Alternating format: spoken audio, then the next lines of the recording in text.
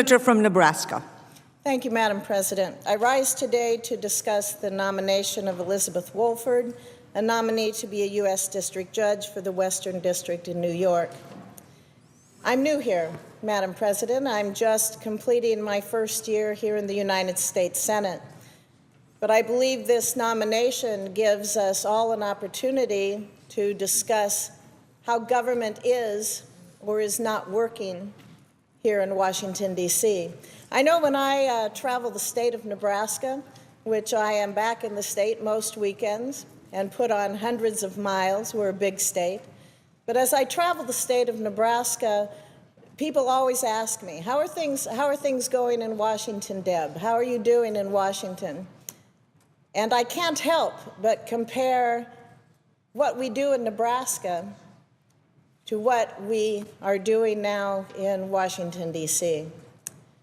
Because you see, Madam President, in Nebraska, we have a pretty unique system. We are unicameral.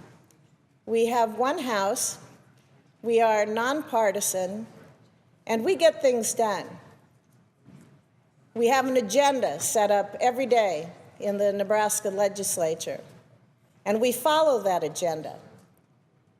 We have bills listed, we go through those bills, and most importantly, Madam President, we take votes.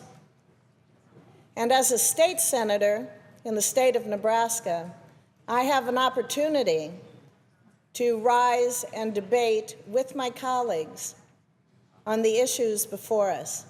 I have the opportunity to sit at my desk in the chamber in the Nebraska Capitol and be able to write out an amendment, take it up to the desk, and have it discussed. And then, Madam President, to have it voted upon. I believe the Nebraska way is a good example for what we could do here in Washington, because we have so many important issues before us that are not being debated. I'm speaking basically to an empty chamber right now. We aren't debating the big issues before this country. We are not acting upon the big issues that are before this country. And Madam President, we certainly are not voting on those issues. We have a system here in the United States Senate where amendments are not accepted. That whole concept is very foreign to me. Because as I said, in Nebraska, we are able to file amendments. We are able to have those amendments voted upon. And we also respect the rights of the minority. For although we may be officially nonpartisan, we do belong to political parties. We have a right to express our views on an issue, to represent our constituents, and to express their concerns. And those rights are respected, they are valued, and they are upheld. I can tell you I had bills that were filibustered in the state, and those filibusters would last, in one case, 16 hours. But in the end, after those views of the minority were expressed, we took a vote on it. Madam President, Party Leader. would my friend yield for unanimous consent request? Of course. I appreciate that very much. I have 5 unanimous consent requests for committees to meet during today's session of the Senate. They have my approval and that of the Republican leader. I ask consent that the request be agreed to, and these requests be printed in the record. And I appreciate very much the yielding. And I ask the record appear as not interrupted. Is there objection? Without objection, the senator from Nebraska. Thank you, Madam President. As I was saying, in Nebraska, we take up those issues. We defend the rights of our constituents to be heard, because that's what this body should do as well. We should have the rights of all of our constituents be heard and their views be heard. Being from Nebraska, we don't have as many people as some of the other states. But within this body, every senator is equal. Every citizen has equal representation. That is a principle and that is a value that must be respected. And I'm sorry to say, I believe we are at a point where that principle, that value, is no longer respected within the United States Senate. I see my colleague from Nebraska is in the chamber, Madam President. I would ask unanimous consent that the senator from Nebraska and I would be able to enter into a colloquy here on the floor. Without objection. Thank you, Madam President. The senator from Nebraska. I appreciate the opportunity to enter into this colloquy with my colleague from Nebraska. We have a rather unique experience.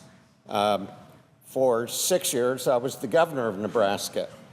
And when Senator Fischer was elected to the unicameral, I was actually coming to Washington to be a Secretary of Agriculture, so we didn't work together.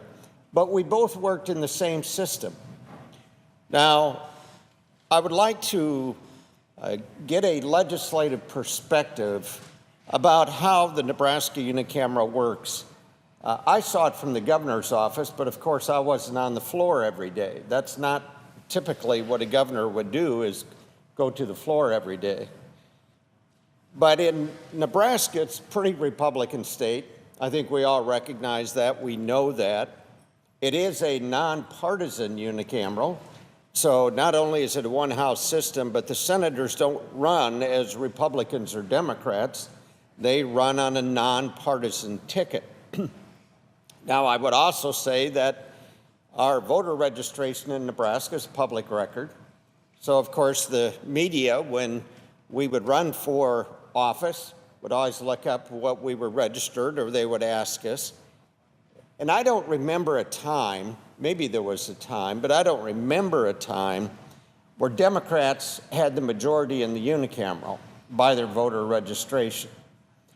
I would like this senator from Nebraska to explain how the majority party, Republicans, worked with the minority party in terms of committee assignments, how they would work with the minority party in terms of chairs.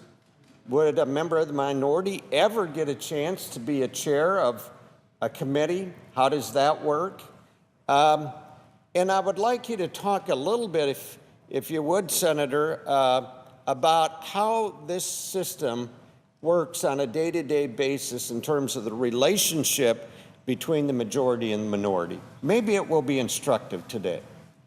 Madam President, I'm so very fortunate to have Senator Johanns as the senior senator from Nebraska. He has a wealth of experience as a former governor, as the Secretary of Agriculture, and as a United States Senator. So he has definitely been a mentor to me. And I believe perhaps Nebraska can mentor the United States Senate through the trying times that we're facing right now. As Senator Johanns said, we are nonpartisan. We do not caucus. We do not have majority or minority leaders because we are nonpartisan. So we don't have that leadership structure in our state that we have here in the United States Senate. In the state of Nebraska, if you want to be part of leadership, you stand up on the first day of a legislative session. You have to nominate yourself and run for that position. So you would nominate yourself for speaker. And then we do a secret ballot. It is 25 votes, and you would be speaker because there's only 49 of us. And then we go through the committees, and we have 14 standing committees. So as chair of the Transportation and Telecommunications Committee, I had to stand up on the floor of the legislature and nominate myself, that's hard to do. That's hard to do. But you nominate yourself, and then your colleagues, your peers, decide who the chairman will be. We had Republicans and Democrats who were committee chairs. And in fact, this past year in the legislature, even though officially there is a majority of Republicans, many of our chairmen, in fact, I think it was the majority, were Democrats. Because you're rewarded for the hard work you do, for your integrity, for your honesty, for being willing to listen to all sides and work with everyone to reach consensus. So it is a unique system. It works for our state. And it's that ability to work with each other to try and build those coalitions so you can get your 25 votes on an issue, on a bill that you have. I think that makes us so very special with regards to other states and also with regards to the United States Senate, because we do work together. And the coalitions change. The coalitions change depending on the issue. You can find allies all across the spectrum, from more liberal members to more conservative members. If you have a good idea that's going to benefit the people of the state, your peers are willing to come forward and work with you on that. I know Senator Johanns, as governor, he had to draw up budgets and send those budgets then to the legislature and have our appropriations committee go through that process, dealing with his agency heads. And then the appropriations committee would bring that package to the floor. And here again, we would debate it. I don't know if the legislature always agreed with Senator Johanns during his time as governor, but perhaps he could give us some insight into how we came together on budgets and were able to work through that as well, Madam President. Madam President, I would love to be able to stand here today and say to my colleague from Nebraska that every time I submitted something to the legislature, they loved it, blessed it, and passed it, but that did not happen. There was a give and take process that would occur. Budget is actually a perfect example. Like this system, the governor of Nebraska gets the first shot. The governor, soon after the legislature goes into session in January of each year, the governor would submit a budget. We have a long session. It's a 90-day session 1 year, and then the next year it's followed by a 60-day session. In the 90-year session, we would do the full budget exercise. Typically, in the 60-day session, we'd do the fine-tuning. It was a biennial budget that would be passed. Well, I quickly learned that if I was going to have any success, whether it was budget or any other initiative, that I had to reach out on an individual basis and convince each senator of the merits of my idea in what I was proposing. This was not a situation where I had the ability to go to the majority leader and say, get your people in line, crush the minority, and pass my budget. That would never happen in Nebraska. It wouldn't happen with the majority. Typically, that would be Republican in Nebraska. And it wouldn't happen with the minority, which is typically Democrat in Nebraska. I always said as governor that most days the one thing that the unicameral could almost unanimously agree upon is that they were mad about something when it came to the governor. But the reality is we worked through these things. There was give and take. There were things that I wanted that I did not get. There were things that I did want that they would have to give in and compromise on, and it never failed. We would pass a budget by the end of the legislative session. I've said many times, looking back on my time as governor, that at the start of the legislative session, the 90-day session, there was one thing I could guarantee to Nebraskans. And that was that by the end of the session, a budget would be passed. The second thing I could guarantee is without gimmicks, that budget would balance. We had a simple philosophy. We wouldn't spend money that we did not have.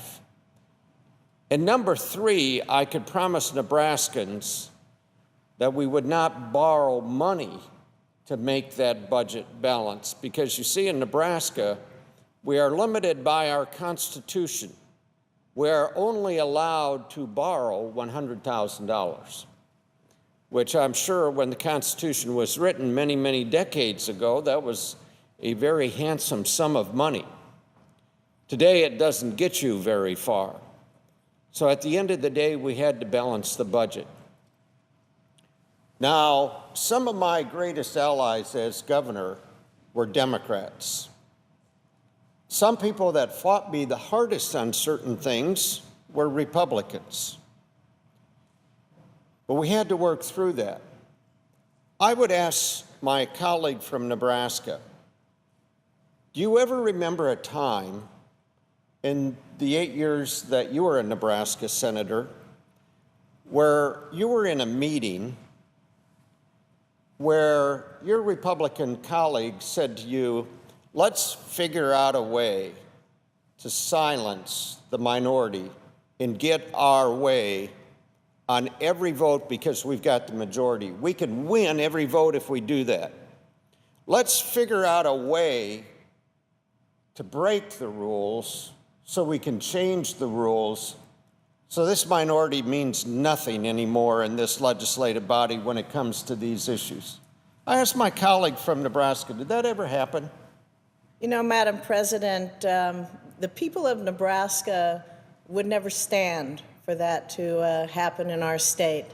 As I said, we're very, very proud of our unicameral system and how we are able to work together.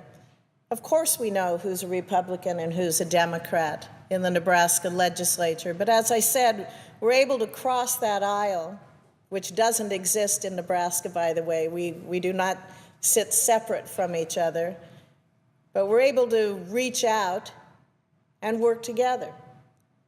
We have this system that is so open and so transparent. We work with the governor, or perhaps in Senator Johanns' case, not work with the governor on the issues, but we're able to have that dialogue with our chief executive. We are able to have that dialogue with each other. We have a committee process where every bill that's introduced has a public hearing. Any person can walk into the hearing room and come forward and testify before a legislative committee in the state of Nebraska. And senators then have the opportunity to ask questions, to be able to gain more information, not just from people who are invited to come and sit on a panel before a legislative hearing, but from citizens who step forward and are willing to take that time away from their jobs, their families. Some may have to travel a great distance, since we are a very big state, in order to get to the Capitol, to be at a hearing and express their views. And I believe in most cases, at least in my experience, every individual that would come before a legislative hearing in the state of Nebraska was treated with respect.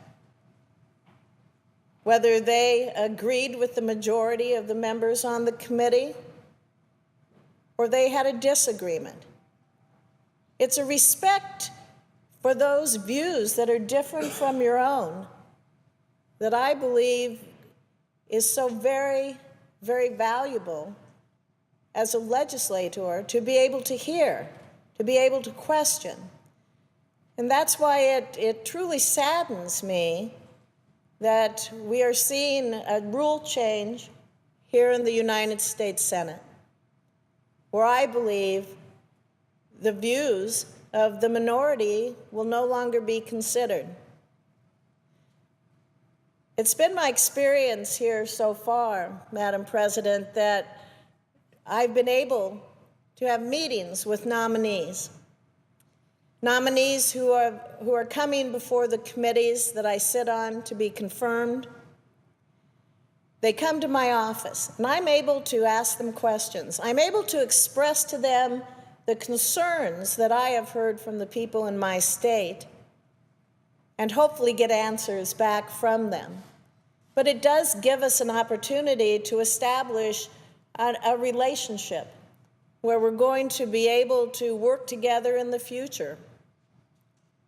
But more importantly, it gives me the opportunity as a United States Senator from Nebraska, who happens to be in the minority, to have that chance to question the nominee for Commerce Secretary.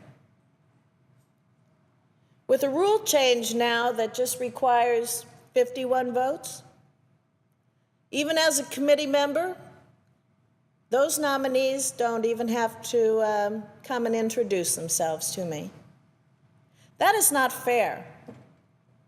It's not fair to the people of my state, because every state's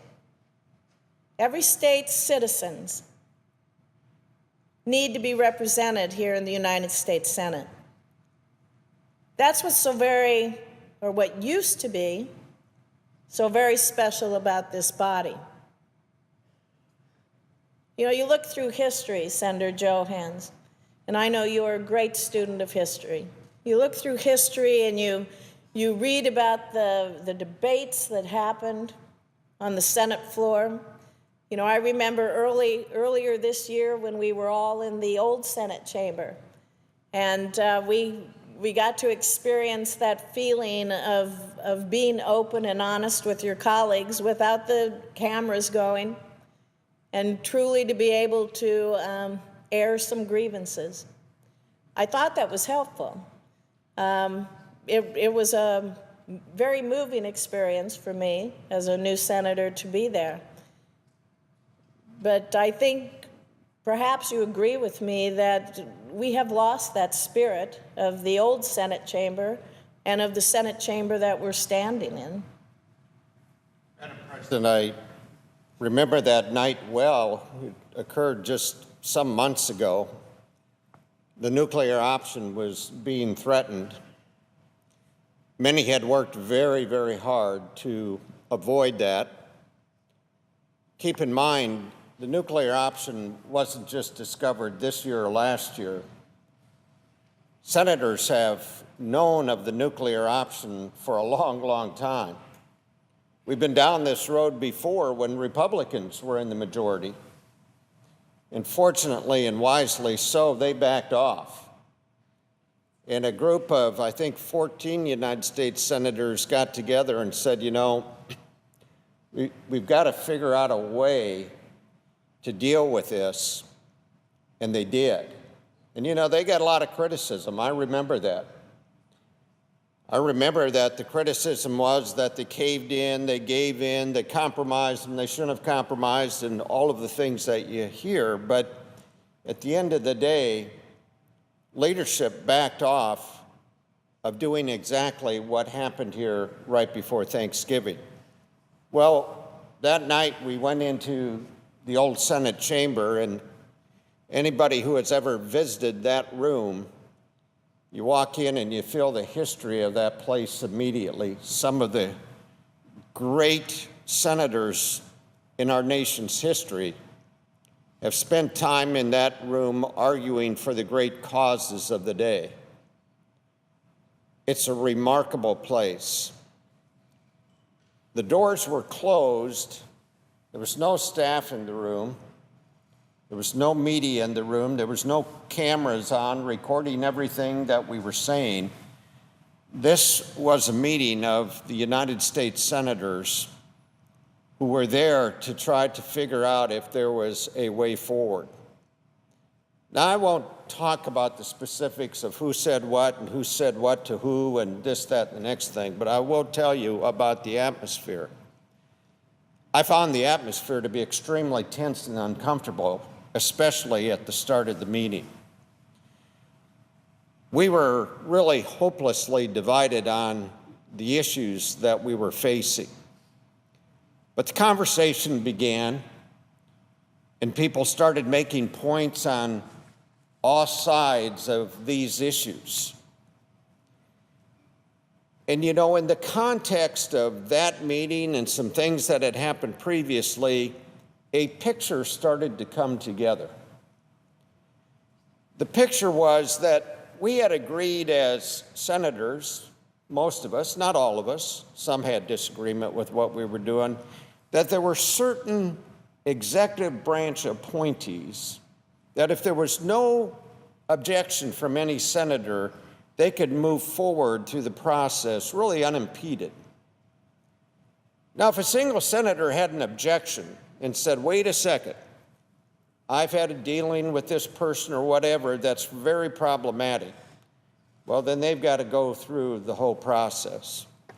But we set aside hundreds of executive branch appointees, and we said, look, there's just no good reason to force them through this process when there's no objection. Democrats, Republicans, independents shook hands on that, and that became the way we operate today. Another piece of the context was that there was discussion about some things that we could do with the rules.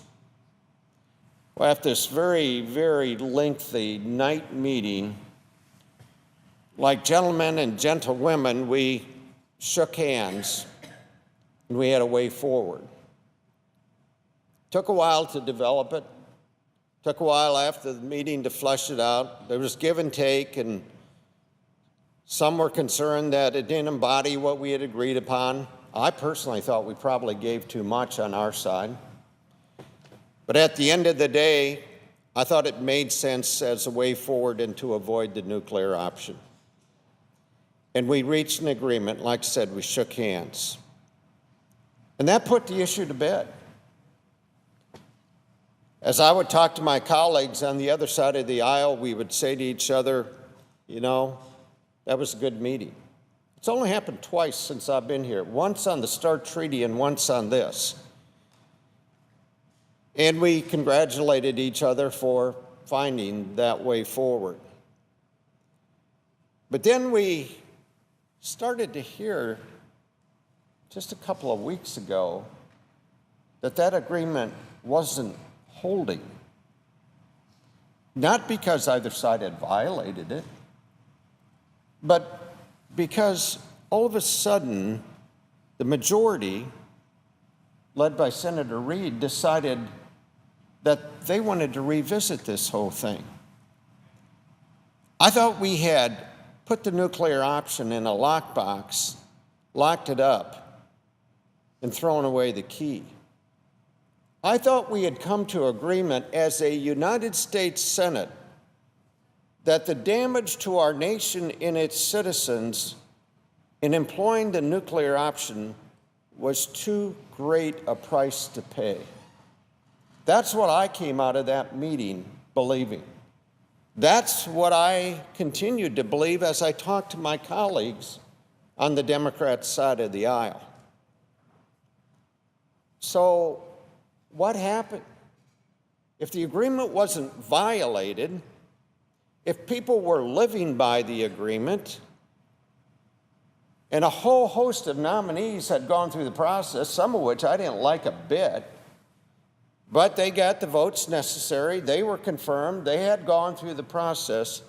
So what was different about a couple of weeks ago versus when we walked out of that meeting that evening?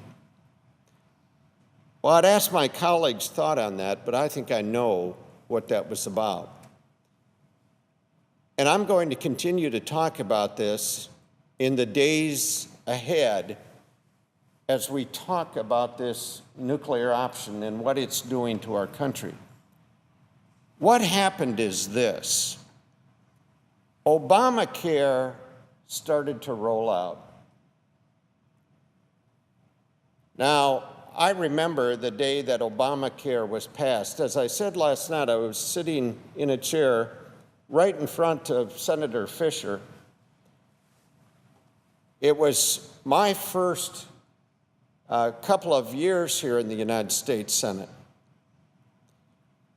What happened before Thanksgiving in the breaking the rules to change the rules reminded me exactly of what happened with Obamacare.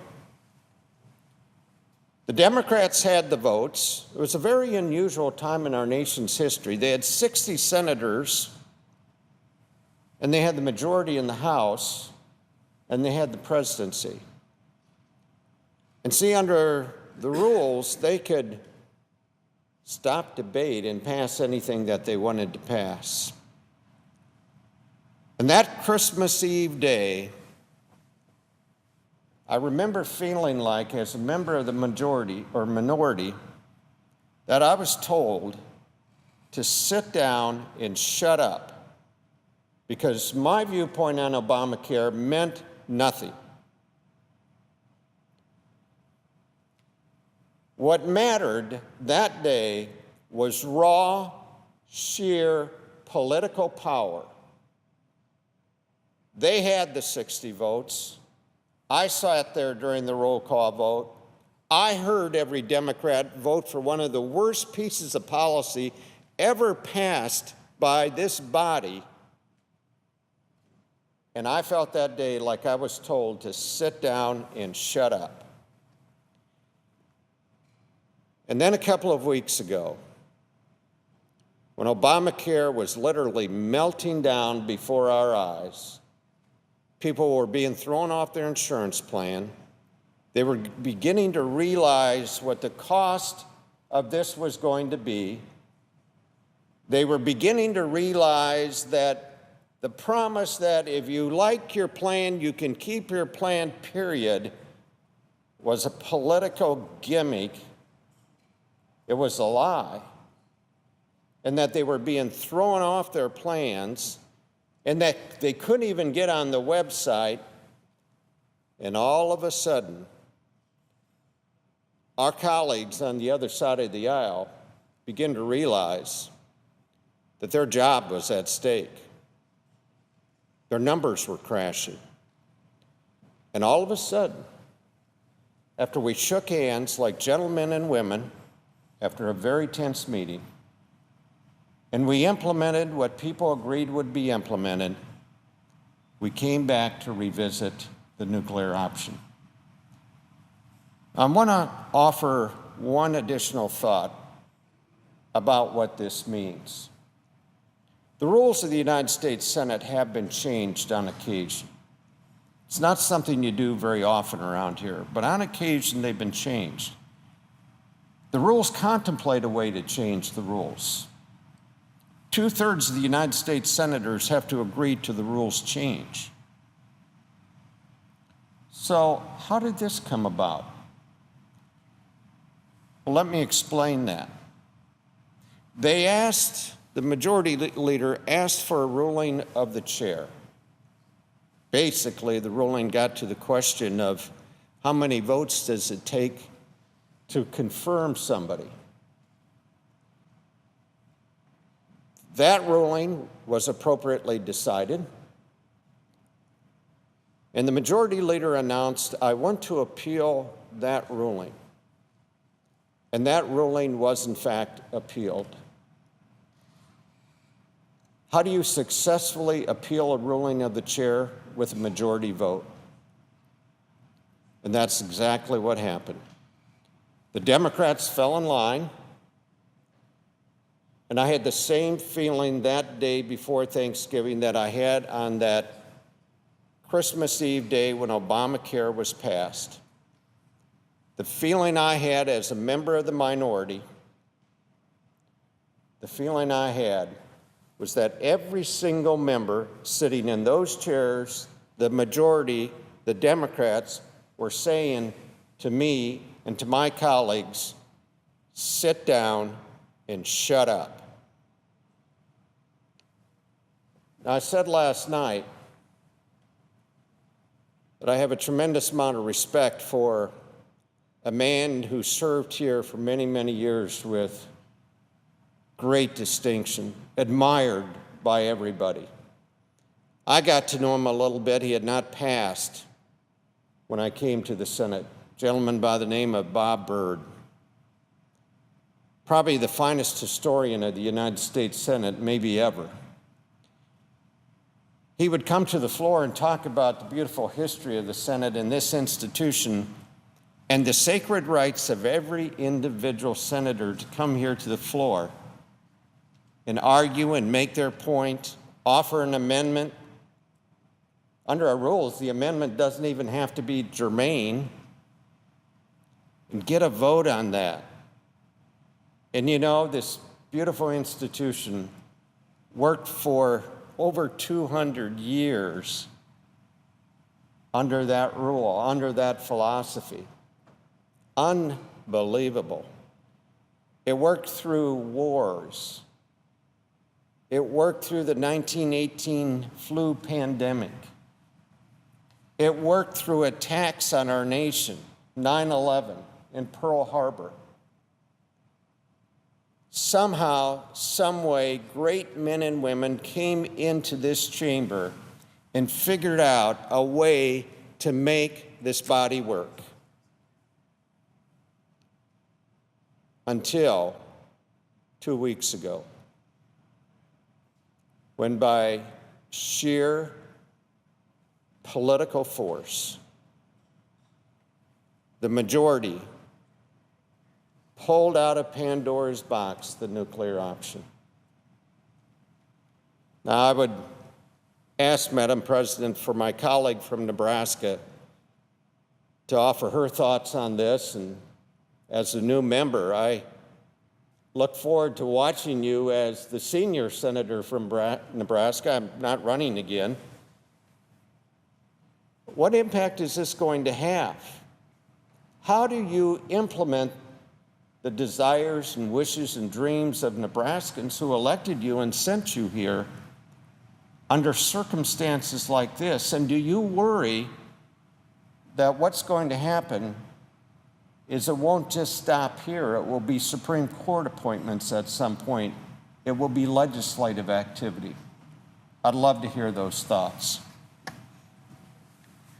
Madam President, in watching the United States Senate before I arrived here, and in studying the United States Senate throughout history, the beauty of this body has been the individual rights of every single senator. And with the change we've seen, I believe those rights now are diminished, which translates into the people who live in states that are represented by the minority will not be heard in this body. I've been surprised. I have been shocked. And I have been hurt by comments from the majority where I am referred to as an obstructionist, where my colleagues on this side of the aisle are referred to as extremists, anarchists. I don't really even know how to respond to that, Senator Johanns, because nothing could be further from the truth. How I view this body is one that should have an agenda. We should be having members on the floor participating in debates on bills, following an agenda, and taking votes. But we don't see that. Instead, we see the two of us here and our friend and colleague, senator in the chair, speaking to an empty chamber, speaking to TV cameras. That's not the way this place is supposed to operate. We're supposed to be doing the people's work. I don't know, Senator Johanns, what we're obstructing. Because as a member of the Armed Services Committee, we passed the National Defense Authorization Act out of committee in May. We passed that out of committee in May. We could have taken it up in June. We could have taken it up in July, September, October. And instead, we seem to be in this crisis management mode in one of the greatest bodies in the world. That makes no sense. I'm ready to do the work, but until these bills appear on the agenda, how do we do the work? Why do we wait until we have a few days left in the year to take on what I believe is our most sacred responsibility? The defense of this country, our national security, our military men and women, our veterans. The committee passed out a great bill in a bipartisan vote, and it's passed here in the Senate for the last 50 or 51 years. But yet we are up against a time limit now that was manufactured. As I said, the bill came out in May. Why wasn't it on the agenda? Why can't we have amendments to it? Very important amendments. I happen to have a good amendment with Senator Claire McCaskill, Democrat from Missouri, and Senator Kelly Ayotte, a Republican from New Hampshire, that we believe makes the provisions in our committee bill dealing with sexual assault even better, even stronger, that will protect victims. And we are not allowed to have that amendment. Again, that's just a foreign concept to me. As a senator, not being allowed to have an amendment on a bill that should have been brought up on the floor months ago, so we could have had a debate on this truly #1 priority of our country. And instead, we have crisis management. Now, I don't know about you, Senator Johanns, but I don't respond well to crisis management. I like to have time to make wise decisions, to make measured decisions, to gather information, to represent our constituents, to represent the American people. The American people demand more. They demand us to be better. I can't even imagine what folks think when they know we're here speaking to an empty chamber,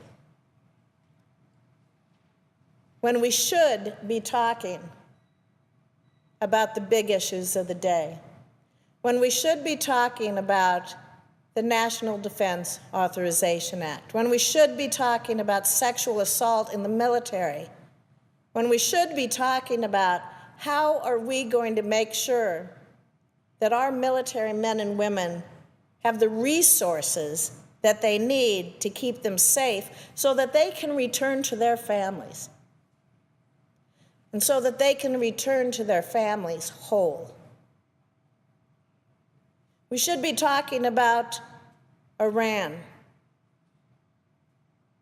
We should be talking about Benghazi, but we're not, because we are not allowed to have that legislation before us. So as a new senator, here in the United States Senate. I can tell you I am very frustrated, and I know when you're back in the state, you hear as I do, that the people of Nebraska are frustrated as well. And I believe that they reflect the views of the people of this country. They expect more from us. They expect us to be better.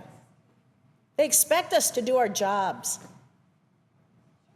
How can you do your job when you're not allowed to vote on legislation that addresses the truly pressing issues of our day? So I say to my colleagues on the other side of the aisle, yes, I'm frustrated. I'm upset. I'm angry that I am not able to represent the people of my state by taking a vote.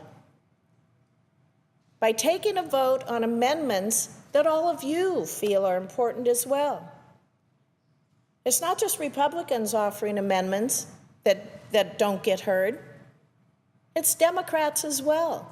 I would imagine you are so very frustrated. This has got to change. This has to change. I don't know how long it's been going on, but we can change this. We can change this by having an agenda that works, an agenda that brings bills up, by a leader who's going to have an open amendment process. So instead of us coming down here and addressing a camera, we are able to debate each other and have our voices heard. Have our voices heard because we're representing those voices back home. And they expect that. We need to do this. Maybe I'm naive, Senator Johanns, but I think we can do it. I think we can still come together and be able to work together. You know, sometimes you hear the terms obstructionist, extremist, anarchist. Enough of that. It's not just Republicans who are demanding their rights and who are exercising their rights. I know that we have Democrat colleagues who have put holds on nominations. They're not obstructionists. They're not extremists. They're exercising their rights as members of the United States Senate. They are exercising their rights to have questions from their constituents answered. And I will defend their rights to put holds on nominations until they get those questions answered. We don't always hear about that, though. We don't hear that it's all of us in here who have that duty to make sure that we can have our constituents' concerns answered. So we can have a project back in our state that's being held up for one reason or another addressed. So we can bring forward a question from our governor in our state or our state legislature that an agency has not addressed in a timely manner, where we as United States senators can push a little harder to get an answer from a nominee or an agency. That's checks and balances. That's a balanced government. That's transparency. That's accountability. It's not allowing the executive branch to get everything they want. None of us get everything we want. Senator Johanns, you made the comment, as governor, it's give and take. As a state senator, I can tell you I had to compromise on bills that I thought were great the way I had them drafted. but you need to compromise with your colleagues, with the governor, with the president, in order to truly represent all the people in this country. Because, Senator Johanns, I'm sorry to say, this country is polarized. This country is polarized, and the United States Senate is polarized. And if we can show some leadership in here, if we're going to be able to take on these hard issues, to make tough decisions, to make hard choices, then we're going to be able to be good examples to our country. We're going to have a brighter future. We're going to show some leadership that we are elected to make those hard choices for the American people so that we can go forward. With that, Mr. President, I would yield the floor so that my colleague has time to address issues before us. Thank you. Mr. President, Senator from Nebraska.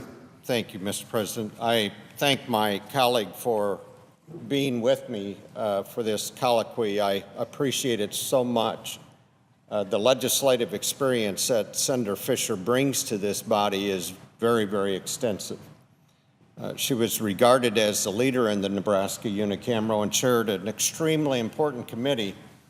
And she would be too modest to point this out, but at a time when our road system needed funding, she figured out a way not only to identify funding, not by raising taxes, but by better efficiency and better management. And it was a significant amount of funding, and then build the coalitions necessary to actually get that passed. And back home today, that's getting rave reviews. And I thank you for that because I drive on those roads. I know you do too. Mr. President, my colleague mentioned the defense bill, and nothing could be a better example of what we're dealing with here. This bill came out of the Armed Services Committee, which has a reputation for being one of the most bipartisan committees in the whole Senate system. It's not about Republicans and Democrats on that committee for a whole host of reasons. One is there's just great leadership on that committee, and there's been great leadership in the past. But the focus is on the national defense of our United States and our allies. Now, for 50-some years, we've passed a defense appropriations bill. It's one of the things, even when nothing else could get done, we got that done. And it's the hallmark of it is it's a very open process. So the bill comes out of committee. This one came out in May. And the amendment process starts, and we might go days working our way through that bill. And it's just very normal.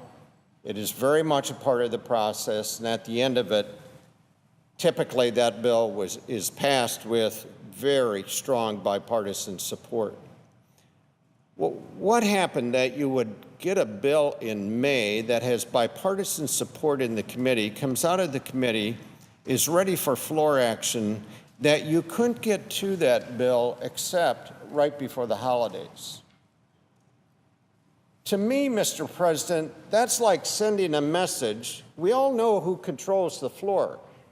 Democrats control the floor. They're in the majority. The majority leader through the election by Democrats controls the floor. And it feels to me like what we are saying to our United States military is you're not important enough that we would give you 2 or 3 weeks in June or July, September, October to work through this huge package of spending.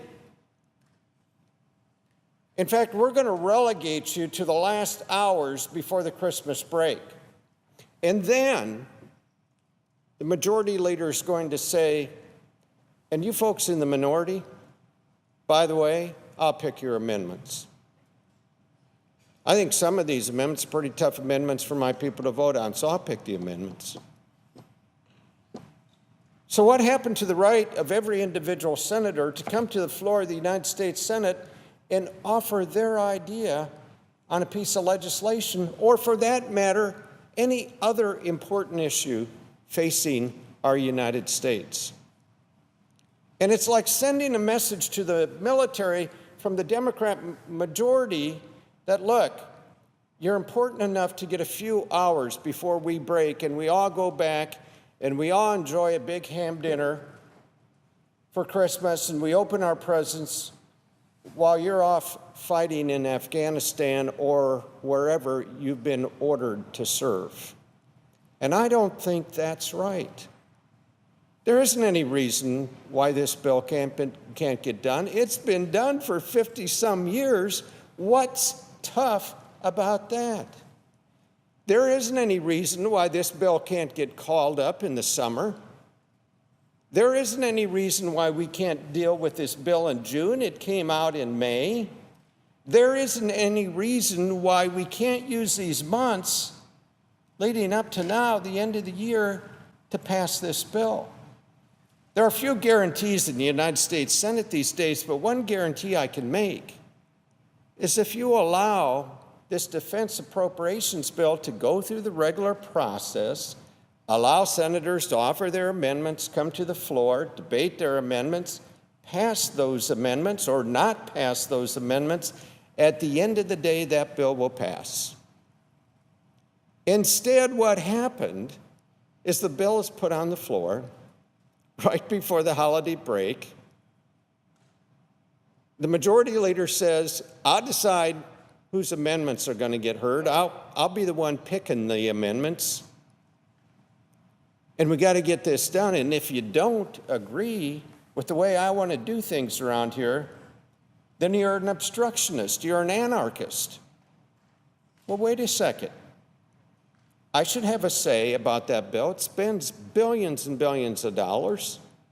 I should be able to go home to Nebraskans and say, you know, I gave my best effort with an amendment that I supported or sponsored or whatever, but at the end of the day, I won or I lost. After all, that's what they elected me to do. So, Mr. President, it's not just what happened with the nuclear option. It's the way this United States Senate is being operated by those who are in the majority Democrats.